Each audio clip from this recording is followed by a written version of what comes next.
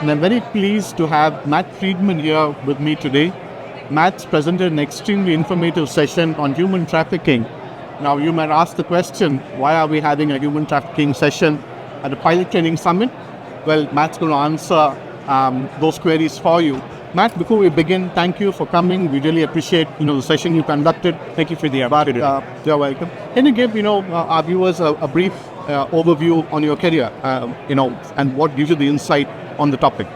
So I've been actually focusing on the issue of addressing human trafficking for about 35 years.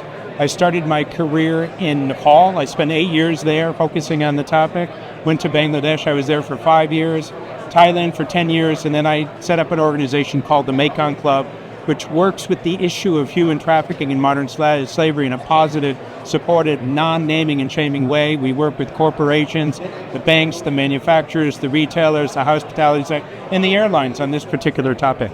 That's amazing. I think we can speak for all of us here at APATS that we're super proud to have Matt here. Matt, if you can take us through your session today, an overview, and then we'd like to drill down deeper into the challenges and what needs to be done to tackle what is a really large-scale human problem. So I think the first thing is to just give some cases. We hear the fact that there's women and girls that are trafficked into sex trafficking, prostitution, and so forth. About 6.3 million women and girls forced to have sex with 4, 5, 6, 7, 8, 10 guys a day, every day. Then we have forced labor, which is about 27 million people. These are people who are often migrants that go from one country to another to get a better life, but when they get there, they're exploited. So these stories are quite extensive. There's 50 million people in modern slavery. There's more slaves today than any other time in history. There's more slaves than there are Australians or Canadians. So what we're talking about is 9.2 million people enter per year. That translates to about 25,200 per day, or a new slave every 4 seconds. So if we count to 4, 1, 2, 3, 4, somewhere in the world somebody's entering into modern slavery, and the drum beats on and on and on. Now, the organizations that are supposed to address this are the United Nations and the NGOs and the governments. But last year, out of 50 million people, only 108,000 people were rescued out of modern slavery. That's 0.2%. Out of 500,000 criminals, only about 6,000 of them went to jail.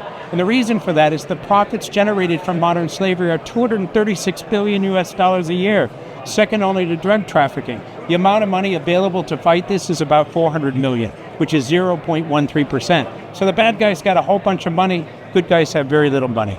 The people like me who fight this, there's about 40,000 of us. We have to follow rules and regulations. Bad guys don't have to do any of those things.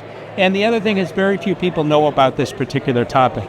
But as it relates to this particular area, about 15 years ago, governments realized that the private sector needed to get involved in this. So they started changing legislation, and the legislation basically says, if you're a big company and you're working in the UK or Australia or other parts of the world, you've got to report on what you're doing to address modern slavery. We were seeing lawsuits against companies that was resulting in more companies feeling like they needed to do something. Media coverage is going up. ESG is focusing on this. As a result of all of those things, private companies, banks, manufacturers, retailers, hospitality, and airlines are now feeling like they have to get involved in this. And so a lot of people ask the question, what's the relevance to the airline industry?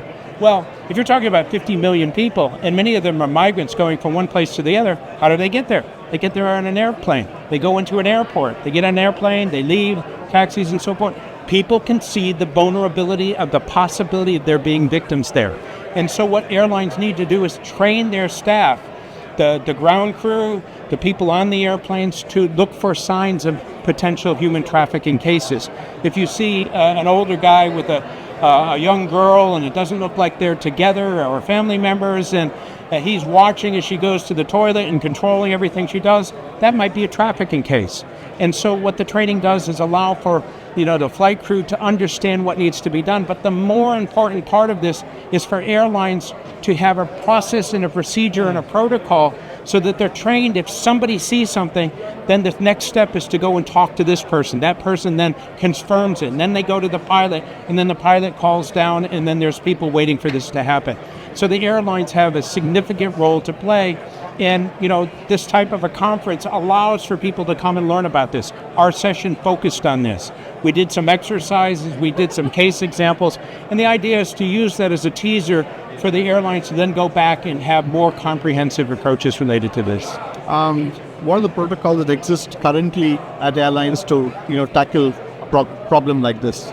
Well, what the protocol does is it says to anyone who's a frontline staff, it could be a ground crew, it could be somebody who does the check-in, a flight attendant, it could be even cleaners that are in the areas where people are waiting, to look for certain telltale signs of unusual things. Again, a person who appears not to be comfortable with the situation, can't make eye contact.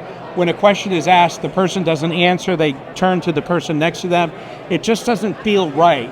And so the idea is to then have, both within the airline and the airport, a convergence of a processes and a procedure that allows for them to know what to do in that particular cases. And there are examples all over Asia, in the United States and other parts of the world, where this type of training has resulted in people actually being identified and rescued as a part of this process. So it's heroic when you think about it, because if the airlines get involved in this and they do what the training says they're going to do, they can change a person's life. It feels really good inside to be a part of that process. Are there any examples you'd like to share, where airlines or airports have taken this up and you've been, happy with the result?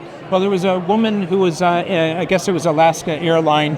She saw that there was something going on between a young woman and a gentleman, and she just immediately asked questions, how are you guys doing? Where are you going?